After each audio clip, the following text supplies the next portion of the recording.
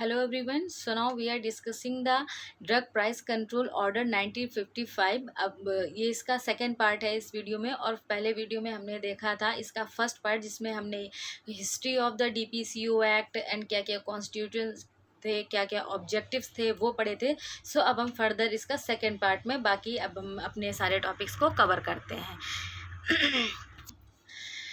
Without approval of the government, कि जब हम अप्रूवल गवर्नमेंट से नहीं ले रहे हैं तो फिर क्या क्या कंडीशंस है, क्या क्या चीज़ें हैं। The manufacturer should not be increase the price of the drug, कि अगर आपको अपने ड्रग की प्राइस को इंक्रीज करना है तो फर्स्ट ऑफ ऑल आपको गवर्नमेंट से एक एप्लीकेशन दे करके उससे अप्रूवल लेना होता है। लेकिन अगर मैन्युफैक्चरर ऐसा नहीं करते हैं, विदाउट एप्लीकेशन विदाउट अप्रूवल आप किसी भी ड्रग के प्राइस को इंक्रीज नहीं कर सकते हैं और आपको इंक्रीज नहीं करना है। Manufacturer should not marketed the new formulation, और कोई भी न्यू फॉर्मुलेशन या फिर उसका कोई भी नया अपडेट जो है वो मार्केट में लॉन्च भी नहीं कर सकते हैं। आपको गवर्नमेंट से अप्रूवल लेना ही पड़ेगा। No person shall be important the schedule formulation, जो भी ड्रग हमारी शेड्यूल के अंदर नहीं आ रही है उस ड्रग को भी आप मार्केट में लॉन्च नहीं कर सकते हैं। इन तीनों में से कुछ भी अगर आपको, चाहे वो ड्रग का प्राइस बढ़ाना हो, मार्केट में न्यू प्रोडक्ट लॉन्च करना है, न्यू ड्रग लॉन्च करनी हो, ऐसा आप कोई भी काम विदाउट परमिशन या विदाउट अप्रूवल के नहीं कर सकते हैं। Power of revise the price in the bulk control and formulation, government fix और revise the retail price one और द मोर फॉर्मुलेशन, जो गवर्नमेंट है उसने हर चीज़ का एक पर्टिकुलर ड्रग का एक प्राइस निर्धारित कर रखा है। उसका जो रिटेल प्राइस है किसी भी फॉर्मुलेशन का, आप उसी के अकॉर्डिंग अपनी ड्रग को जो है वो सेल कर सकते हैं मार्केट में, और उससे उनकी मोर फॉर्मुलेशन जो है वो आप नहीं कर सकते हैं। As the pre tax return और the sale turnover does not exceed the maximum pre tax return specified in a third schedule. अब गवर्नमेंट ने कुछ शेड्यूल बनाए थे, उन शेड्यूल के first schedule, second schedule, third schedule, और उन शेड्यूल के अकॉर्डिंग अलग अलग कुछ हमारे नियम थे, कुछ कॉन्स्टिट्यूशंस थे, और उन्हीं के अकॉर्डिंगली आपको अपनी जो ड्रग डीपीसीओ एक्ट के सारे रूल्स एंड रेगुलेशन के अकॉर्डिंगली ही आपको चलना होता है, और उसी के हिसाब से आपकी सारी पॉलिसीज़ जो है वो डिसाइडेड होती। As per the pre tax returnable of the sales, जो भी हमारे सेल्स के टैक्स थे, रिटर्नेबल थे, जो उनका टर्नओवर था, जो उनका मैक्सिमम अमाउंट था, वो उसी थर्ड शेड्यूल के हिसाब से हमारे स्पेसिफाई किए गए थे, कैटेगराइज्ड किए गए थे। Control of the sale price of the bulk drug and formulation, अब देखिए, नो पर्सन और the retailer shall B drug formulation any customer and increasing the price specified current price list indicate the container level, कि जो भी container में हमारे level चिपका हुआ है उस लेवल में एक हमारा रिटेल प्राइस है जो कि गवर्नमेंट ने ऑलरेडी हमारे डीपीसीओ एक्ट के थ्रू जो है कॉन्स्टिट्यूट कर रखा था, बना रखा था और डिसाइड किया गया था। तो कोई भी पर्सन हो या रिटेलर हो, ऐसा जरूरी नहीं कि सारी नियम कानून और शर्तें सिर्फ हमारे मैन्युफैक्चरर्स या फिर उन्हीं लोगों के लिए ही हैं। वो चाहे ड्रग को मार्केट में लॉन्च होने से लेकर के प्रोडक्शन तक के डिपार्टमेंट, यानी कि जब हमारी ड्रग, क्योंकि कोई भी ड्रग मार्केट में आती है तो फर्स्ट ऑफ ऑल वो मैन्युफैक्चर होती है, ट्रांसपोर्टेशन होता है, रिटेलर के पास आती है, फिर होलसेलर के पास आती है, और इसके बाद जाके वो हमारी जनता में, वो हमारी जो पेशेंट है उनके पास जाके डिस्ट्रीब्यूट होती है। तो एक ड्रग वहाँ से आते आते कितने सारे लोगों के पास से होकर, कितने सारे प्रोसेस से होकर गुजरती है। तो उन सभी के लिए एक चीज़ निर्धारित कर दी है गवर्नमेंट ने, कि उस प्राइस को गवर्नमेंट के ने जो भी डिसाइड किया है उसके अलावा उसमें कोई और अपना इंटरफेरेंस नहीं कर सकता है, फिर वो चाहे मैन्युफैक्चरर हो या रिटेलर हो या होलसेलर हो, कोई भी नहीं।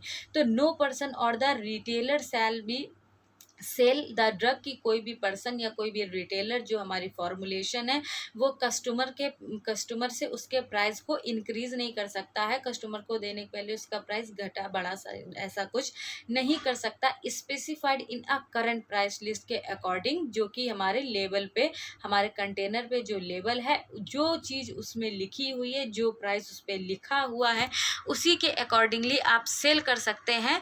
और इसके अलावा आप उसमें अपना पर्सनली कोई इंटरफेरेंस जो है वो नहीं कर सकते। Schedule related with the DPCO 1955। अब क्या था फर्स्ट शेड्यूल में जो कि हमारा DPCO एक्ट में बनाया गया था, तो देखते हैं। First schedule included the 74 bulk drug. जब हमारा फर्स्ट शेड्यूल बनाया गया था DPCO 1995 एक्ट में, तो उसमें हमारी 74 बल्क ड्रग की एक लिस्ट थी, जिसमें कुछ एग्जाम्पल्स हैं। सब हम 74 तो पूरे नहीं देख सकते हैं, मगर हाँ दो चार एग्जाम्पल्स हैं कि कौन कौन से ड्रग्स को रखा गया था। तो वो है penicillin, tetracycline, aniline and vitamin A, B1, B2, C and E, insulin etcetera. ये हमारी कुछ ड्रग्स थी जो कि फर्स्ट शेड्यूल में रखी गई थी, जिसमें हमारी 74 बल्क ड्रग की लिस्ट थी। अब हम सेकेंड शेड्यूल की बात करें, different form included. Different forms थी जो कि इंक्लूड की गई थी, फर्स्ट सेकेंड थर्ड, इस तरीके से कई सारे फॉर्म बनाए गए थे जो कि हमारे सेकेंड शेड्यूल में बनाए गए थे। तो फर्स्ट फॉर्म में क्या था, application for fixation revision the price of the schedule bulk drug in a duplicate. Second में था information related with the price non schedule bulk drug in duplicate. मतलब ये डुप्लीकेट एक उसकी कॉपी से रिलेटेड है। देखते हैं कि जो हमारा फर्स्ट था उसमें हमारा एप्लीकेशन ऑफ द फिक्सेशन, जो हमारे ड्रग का एक फिक्सेशन प्राइस थी उसके एप्लीकेशन थे। Revision of the price of the schedule of the bulk drug के कुछ प्राइस थे, उनके रिविजन्स थे। और सेकेंड फॉर्मुलेशन में हमने देखा था कि ड्रग रिलेटेड जो भी चीज़ें इंफॉर्मेशन थी, जो भी प्राइस थे, वो हमारे नॉन शेड्यूल या बल्क ड्रग्स के क्या थे, वो थे। एंड थर्ड फॉर्म में देखा था एप्लीकेशन ऑफ अप्रूवल, यानी अप्रूवल्स की एप्लीकेशन थी। Revision of the price schedule of the formulations. Fourth में application for approval, revision of the price of schedule formulation imported in a finished form. And fifth में form of the price list and yearly information, turnover and allocation of the sales and expenses. I hope ये सब सारी चीज़ें आपको समझ में आ रही होंगी कि क्या था और कौन कौन सी चीज़ों को हमने first form, second form, third form, इसके अकॉर्डिंगली एक पूरा एक शेड्यूल तैयार किया था और उसके अकॉर्डिंगली हमने इसे डिवाइड किया था, डिसाइड किया था। थर्ड शेड्यूल में क्या था, कैटेगरी ए में large unit with turnover exceed the 6 crore per annum, यानी कि लार्ज यूनिट का जो टर्नओवर था जो कि 6 करोड़ से ज़्यादा नहीं था पर एनम में, उसको हमने रखा था। एंड बी कैटेगरी में medium size unit turnover between the 1 crore to 6 crore per annum. And category C में था other units with turnover less than the 1 crore per annum, यानी कि वो यूनिट्स उनका टर्नओवर का हिसाब रखा गया था जो कि हमारी पर एनम जो कि 1 करोड़ से कम थी। अब हम ऑफिसर्स एंड पेनाल्टी, हमने अभी तक ज्यूरिस में जो भी सारे टॉपिक्स पढ़े या सब्जेक्ट पढ़े या जो भी कॉन्स्टिट्यूशंस पढ़े, तो सब में अपने ये देखा कि क्यों इनकी आवश्यकता हुई थी, क्या क्या ऑब्जेक्टिव थे या हमें क्यों नीड पड़ी थी इन एक्ट को फॉलो करने की या बनाने की।